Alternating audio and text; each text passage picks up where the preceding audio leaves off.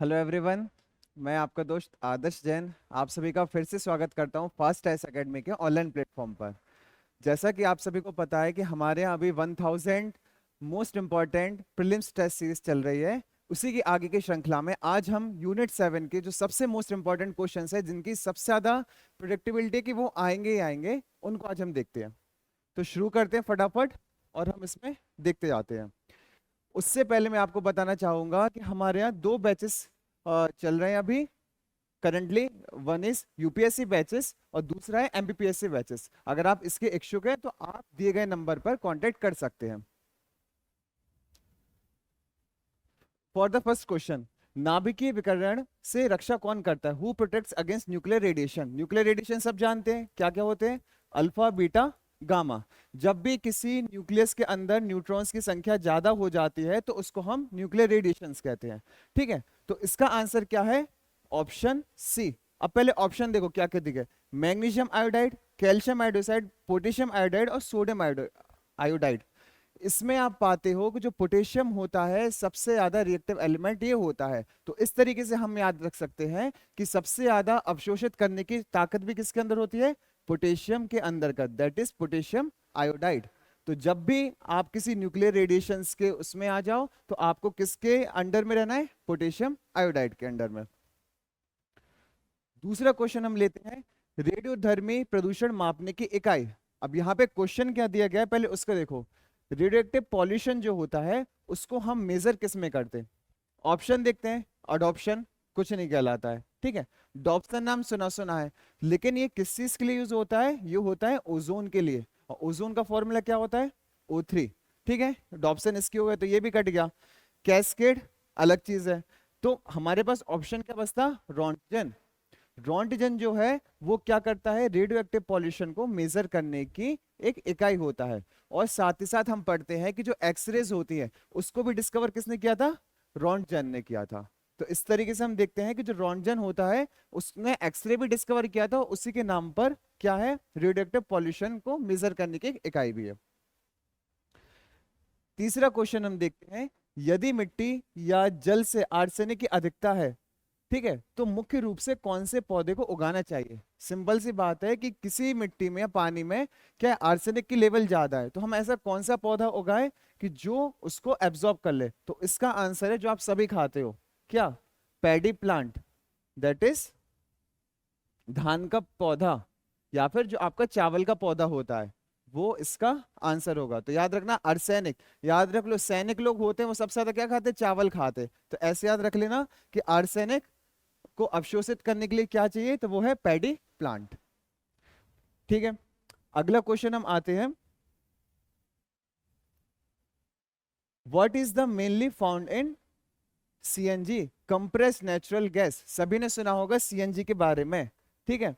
तो इसमें क्या पाया जाता है? पहले ऑप्शंस देखो, सभी के सभी केमिकल नेम दिए गए हैं, ब्यूटेन, प्रोपेन, मीथेन और हाइड्रोजन। तो इसमें से जो आपका आंसर है वो answer c, that is methane. Formula क्या होता? अगर फॉर्मूला दे दें तो ये भी याद रखना, CH4। ठीक है, इसको हम क्या कहते हैं? Methane.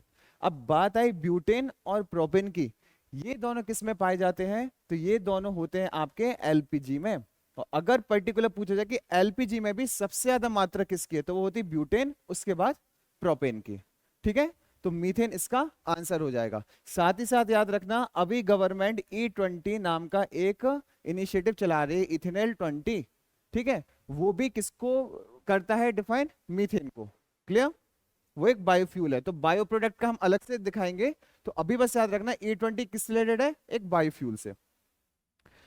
Next question is, BS6 phase 2 कब लागू किया गया? यहां पे BS6 नाम से सिर्फ कंफ्यूज मत हो जाना है, यहां पे लिखा है फेज 2। BS6 आपका लागू अप्रैल 2020 में हो गया था, लेकिन फेज 2 जो लागू हुआ वो कब हुआ था? तो वो हुआ था अप्रैल 2023। 1 अप्रैल 2023 से BS6 फेज 2 लागू हो गया है। होता क्या है BS का फुल फॉर्म? तो ये होता है भारत स्टैंडर्ड। ठीक है, भारत स्टेज, जो आपके मानक रहते हैं। सिंपल भाषा में समझो, गाड़ी से जो पॉल्यूशन निकलता है उनको मेजर करने के लिए सरकार द्वारा एक मानक चलाया जाता है जिसको हम भारत स्टेज नाम देते हैं। तो हमारे यहाँ BS4 के बाद डायरेक्टली BS6 पे हम स्विच कर गए हैं। अगर पर्टिकुलर पूछा जाए कि BS4 और BS6 में अंतर क्या था, तो एक याद रखना कि इसमें सल्फर का जो कंसंट्रेशन था इस पे ध्यान दिया गया था कि जो BS6 की गाड़ियां हैं, मानक की गाड़ियां, उसमें सल्फर कम से कम रिलीज होता है। क्लियर? तो BS6 हमारा कब आया? 1 अप्रैल 2023 को। अगला क्वेश्चन आते हैं, which gas is responsible for about 60% of the global warming. क्या लिखा है इसमें कि 60% जो ग्लोबल वार्मिंग होती है इसके लिए कौन सी गैस सबसे ज्यादा क्या है, रिस्पॉन्सिबल है। तो देखो सभी के सभी यहाँ ग्रीन हाउसेस गैसेस दी गई हैं, चाहे आपका मीथेन हो, सल्फर डाइऑक्साइड हो, कार्बन डाइऑक्साइड हो, नाइट्रस ऑक्साइड हो। लेकिन हम सभी जानते हैं कि पेड़ों की कटाई से, ये क्वेश्चन देखो अगर किसी को पता भी नहीं होना तो लॉजिक से सॉल्व कर लेगा। हमारे यहाँ क्या कहा जाता है कि पेड़ों की कटाई मत करो, पेड़ों की कटाई करोगे तो कार्बन डाइऑक्साइड को वो सूख नहीं पाएंगे। तो ये बात क्या होती है, यहाँ पे क्या बन रहा है, कार्बन डाइऑक्साइड का कंसंट्रेशन। तो आंसर भी हमारा क्या होगा, CO2। इसके साथ एक फैक्ट और ध्यान देख लो, मीथेन जो होता है जो हमने पहले पढ़ा था वो भी क्या है, ग्रीन हाउस गैस है। ठीक है, सल्फर डाइऑक्साइड ये हो जाएगी आपकी किसके लिए रिस्पॉन्सिबल, एसिड रेन के लिए। ठीक है, और साथ ही साथ ये भी। क्लियर? तो ये आपको याद रखना है। इसके बाद अगला आता है कि कोयले की खदानें, दलदली क्षेत्र या जीवाश्म ईंधन आदि से कौन सी ग्रीन हाउस गैस का उत्सर्जन होता है। Which greenhouse gas is emitted from coal mines, marshy areas and fossil fuels etc. तो अब फिर से वही बात हम कर रहे थे कि अभी हमने क्या पढ़ा था, CH4 के बारे में। तो इसका आंसर भी क्या होगा, डी। मीथेन गैस जो होती है वो कहाँ से निकलती है, आपके सभी कोल माइन से, मार्शी एरिया से और साथ ही साथ फॉसिल फ्यूल से। क्लियर? तो इसी कारण होता है कि कभी कभी कोयले की खदानों में विस्फोट हो जाता है। क्यों हो जाता है, क्योंकि वहां पे CH4 का कंसंट्रेशन ज्यादा होता है। इसके बाद हम देखते हैं वर्तमान समय में भारत में सर्वाधिक रामसर स्थल किस राज्य में है। रामसर साइट से आपको याद आ जाना चाहिए कि ईरान में एक जगह है रामसर, उसके ऊपर इसका नाम दिया गया है। ठीक है, वहां पे कन्वेंशन हुआ था वेटलैंड्स को लेके। ठीक है, तो उसको लेके ये था। तो अभी अगर पूछें कि सबसे ज्यादा कहाँ है, तो अपने राज्य की और सबसे ज्यादा, ये दो जगह याद रखना। तो अगर सबसे ज्यादा बात की जाए तो वो क्या आंसर है यहाँ, तमिलनाडु।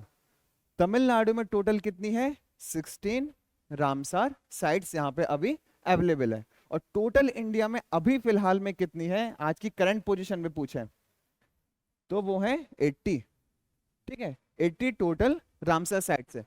इसी के साथ अगर ये पूछें कि MP में कितनी है, तो MP में है 4।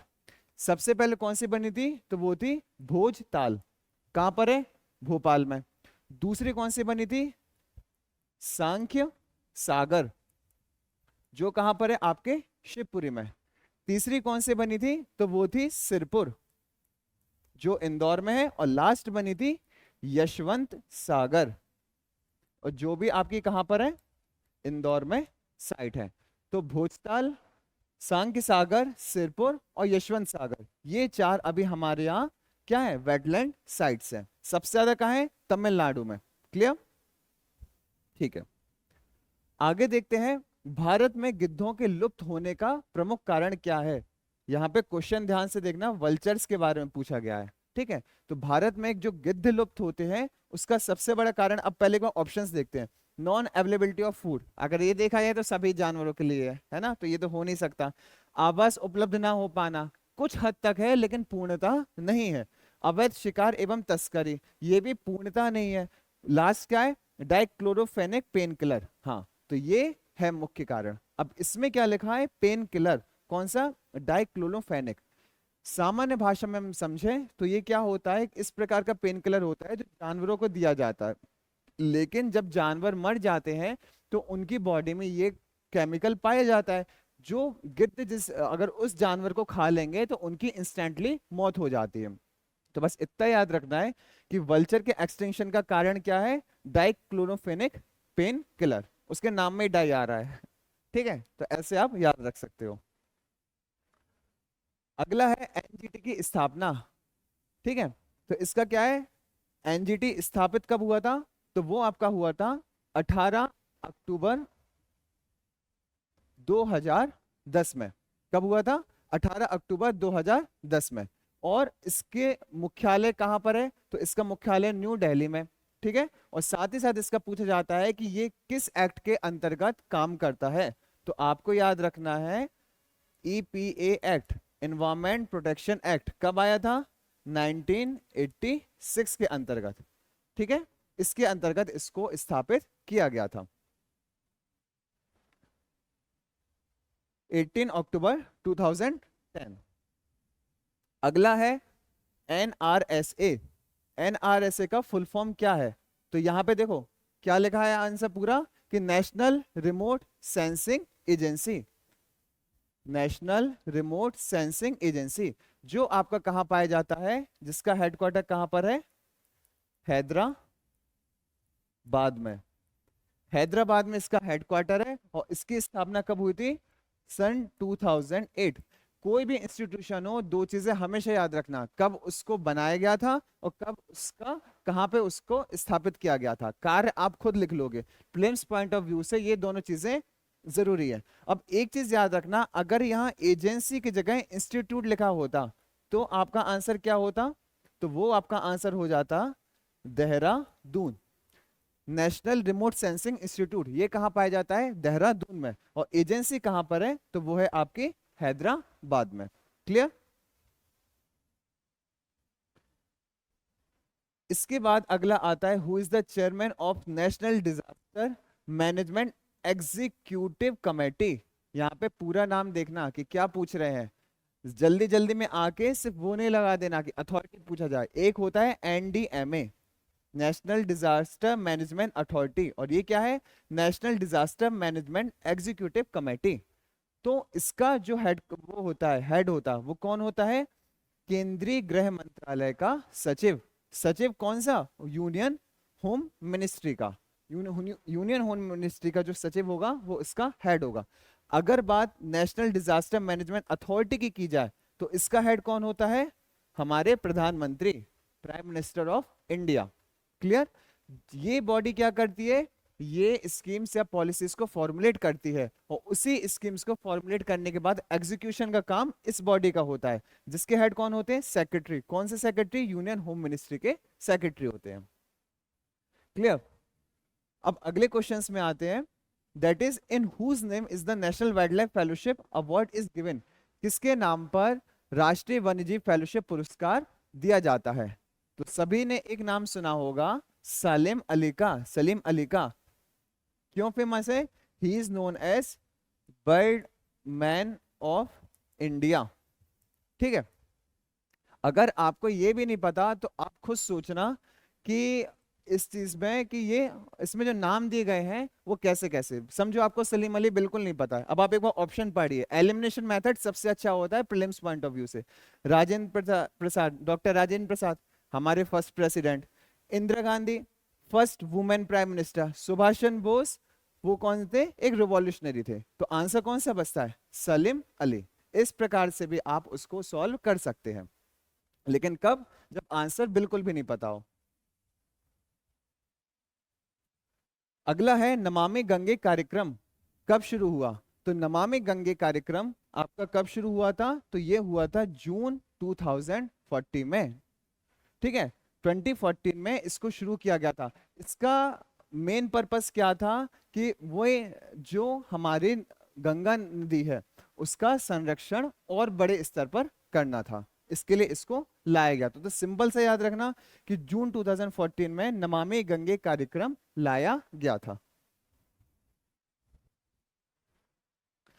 इसके बाद अगला जो आता question, that is not an example of low-tech ecosystem. अब सबसे पहले देख लो ये लोटेक होता क्या है। हमारे यहाँ दो प्रकार के सिस्टम पाए जाते हैं वाटर बॉडीज में, एक कहलाता है लैंटिक, एक होता है लोटेक। जैसे कि हम लोग हिंदी में एक बाउल को कहते हैं लोटा, है ना, तो वो लुढ़कता रहता, तो लोटेक से समझ लो कि जो हमेशा क्या करता रहता, फ्लो करता रहता है। ठीक है, तो उसको कहते हैं लोटेक। और लैंटिक किसको कहते हैं, जो स्टेबल रहता है, जो एक जगह पर स्थिर रहता है।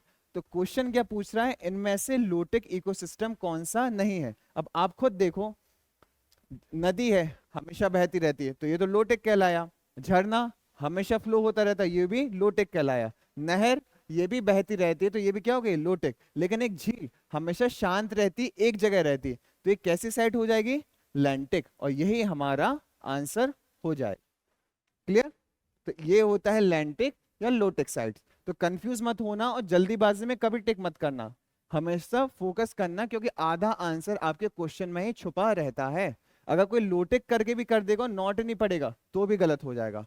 तो दोनों चीजें देखना कि क्वेश्चन पूछ क्या रहा है और वो चीज पूछ रहा है कि उसकी उल्टी चीज पूछ रहा है। क्लियर।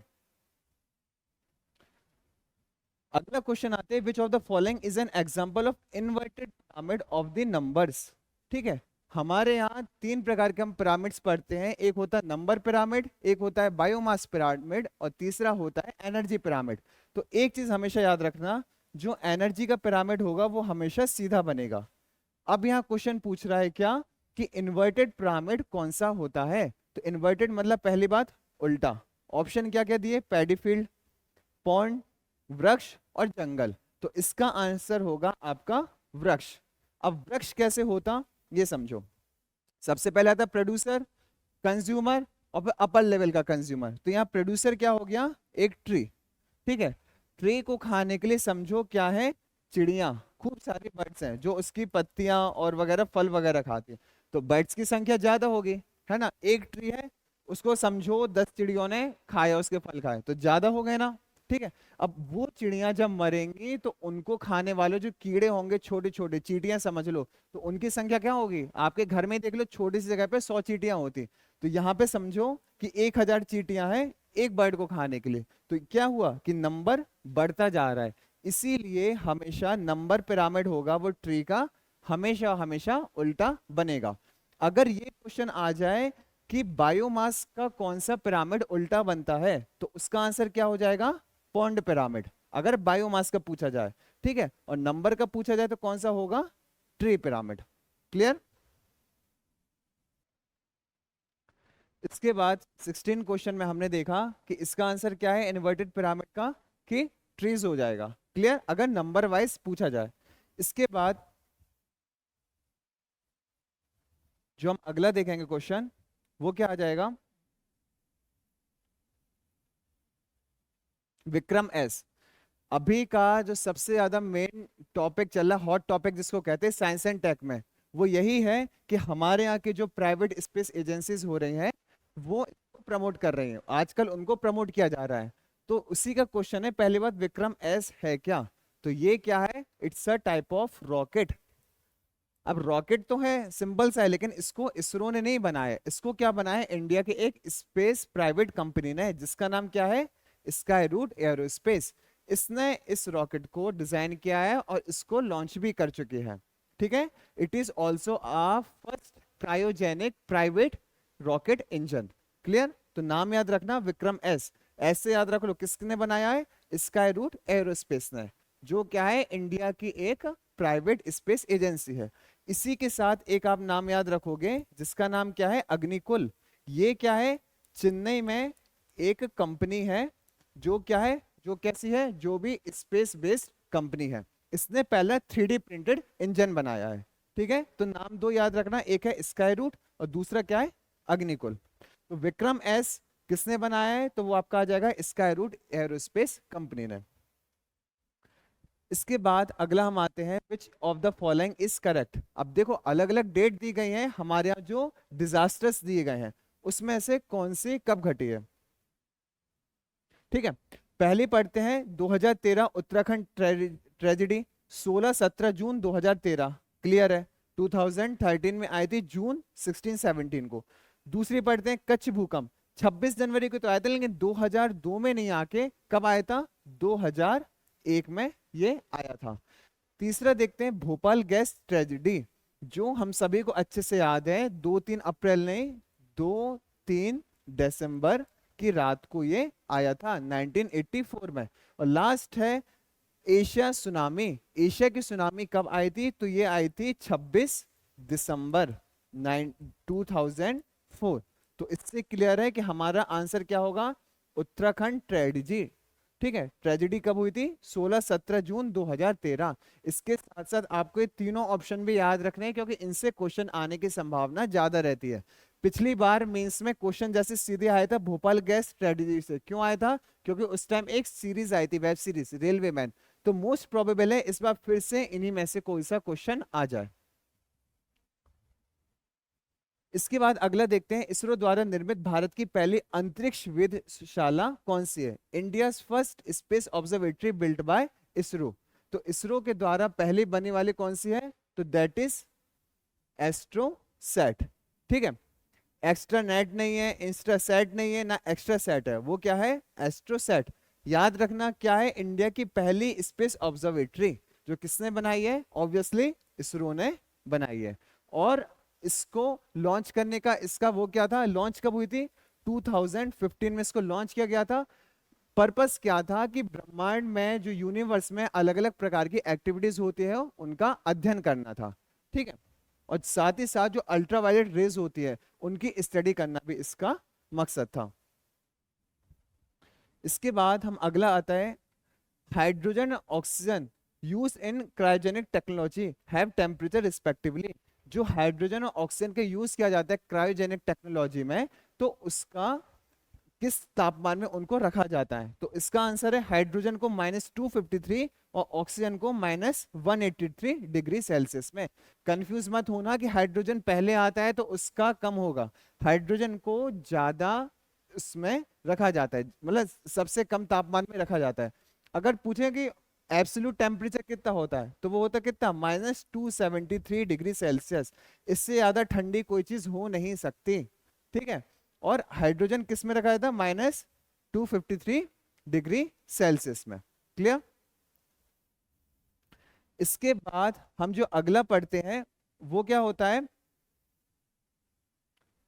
ठीक है, क्रायोजेनिक इंजन। अभी हमारे यहाँ जो इंजन चलते हैं वो है PSLV, GSLV।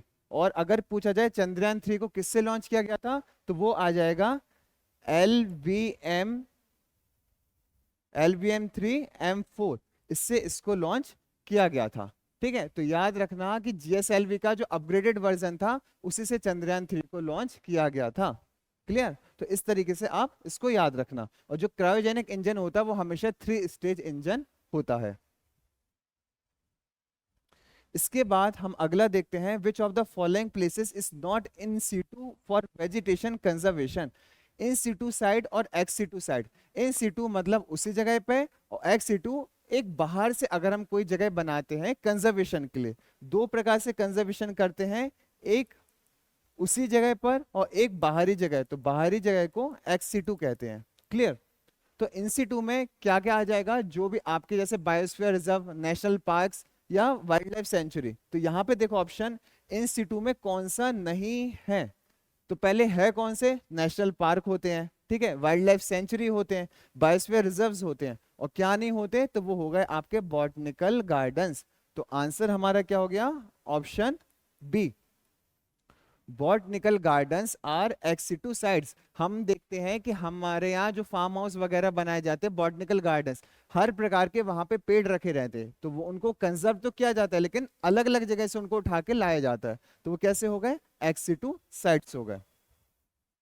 इसके बाद हम देखते हैं next, which is not liable for extinction of species. एक प्रजाति के विलोपन के लिए उत्तरदायी नहीं है। तो देखो क्या क्या पढ़ते हैं, मतलब किस किस से, अब इसको क्वेश्चन को रिफ्रेश करो तो क्या होगा कि किन किन कारणों से प्रजातियां क्या हो जाती हैं, विलोपित हो जाती हैं। तो देखो, इन्वेसिव एलियन स्पीसीज, आक्रमणकारी विदेशी प्रजातियां, सिंपल सी बात है, अगर ये आ जाएंगी तो हमारे आगे प्लांट्स विलोपित होने लगेंगे, तो ये तो हो नहीं सकता क्योंकि नॉट पूछा गया है। ठीक है, बड़े आकार का शरीर, ये भी कहीं ना कहीं कारण होता है, तो ये भी हटा दो।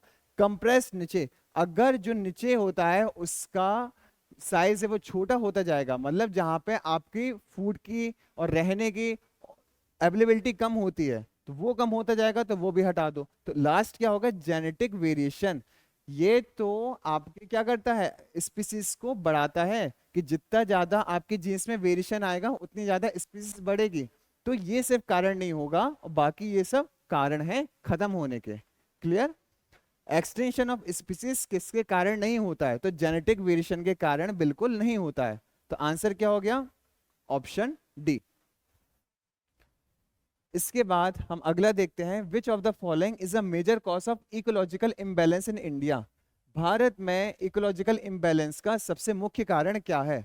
ऑप्शंस देखना, सभी के सभी रिलेटेड है। डेजर्टिफिकेशन, मरुस्थलीकरण, वनोन्मूलन डिफॉरेस्टेशन, फ्लड्स एंड फेमाइंस, ठीक है, बाढ़ एवं अकाल, और लास्ट है वर्षा का परिवर्तनीयता, वेरिएबिलिटी ऑफ रेनफॉल। अब आप खुद सोचो कि जो डेजर्टिफिकेशन है ये कॉज है कि इफेक्ट है? इफेक्ट है, ठीक है। फिर डिफॉरेस्टेशन ये क्या है? कॉज है। फ्लड्स एंड फेमाइंस ये भी इफेक्ट है। वेरिएबिलिटी ऑफ रेनफॉल ये भी क्या है? इफेक्ट है। तो आंसर क्या हो गया आपका? आंसर बी, वन उन्मूलन। ठीक है। डिफॉरेस्टेशन के कारण क्या होता है? इकोलॉजिकल इम्बैलेंस होता है, ना सिर्फ इंडिया में बल्कि पूरे विश्व में हो रहा है। तो ज्यादा से ज्यादा पेड़ लगाओ। क्लियर? अगला है unit of measurement of ecological footprint. Ecological footprint को मेजर करने के लिए हम कौन सी यूनिट को चुनते हैं? तो इसका आंसर क्या हो जाएगा? नैनोमीटर नहीं, क्यूबिक फीट नहीं, डॉप्सन नहीं, आंसर डी, ग्लोबल हेक्टेयर्स। इस प्रकार से आपका फुटप्रिंट बनाया जाता है। ठीक है। इसमें हम CO2 किस किस प्रकार से इमिट होता है इसको हम मेजर करते हैं हर एक्टिविटीज से। ठीक है। तो इसकी यूनिट क्या होती है? Global hectares. डॉप्सन हम पढ़ चुके हैं, ये किस चीज के लिए होती थी? ओजोन के लिए। विच of the following is a decomposer? अब घटक इनमें से कौन सा होता है? अब आप खुद देखिए, हरे पौधे, ग्रीन प्लांट्स, ठीक है, ये तो प्रोड्यूसर होते हैं, हम लोग देख चुके हैं इसको। कवक, ठीक है, कवक होते हैं। फिर क्या हो गया? जीवाणु, ये भी होते हैं। बी और सी दोनों। तो आंसर में आपका क्या आ जाएगा? Option D. मतलब जो फंजाई होंगे और जो आपके बैक्टीरियाज होंगे, ये दोनों के दोनों क्या होंगे? डिकम्पोजर्स होते हैं। क्लियर? आगे की सीरीज को हम कंटिन्यू रखेंगे नेक्स्ट क्लास में। तब तक के लिए थैंक यू।